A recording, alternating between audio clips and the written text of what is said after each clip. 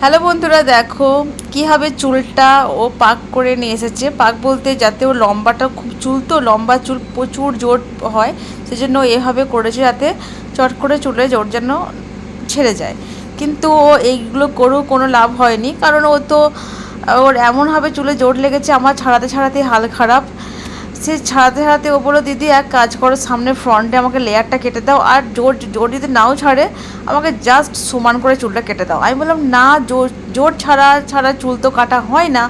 তাহলে আমি ওকে দিয়ে দিলাম চিনিটা, তারপরে সামনের লেয়ারটা কেটে দিলাম, তারপর পেছনে সমান করে কেটে দিলাম খুবই কষ্ট করে। কাটার পর তারপরে ওর রেজাল্টটা জাস্ট হয়েও খুব খুশি হয়েছে, কারণ যেহেতু লং হেয়ার। আর আমি ওকে বললাম, যদি তুমি যত্ন করতে না পারো তাহলে এত লম্বা চুল রেখো না। লম্বা চুল তো ভালো লাগে, কিন্তু যদি তুমি ক্যারি করতে যদি না পারো তাহলে এখন রেখে লাভ নেই। তাই ও বললো, দিদি তাই ভাবছি কি করা যায়, এবারে কেটে দিতে হবে।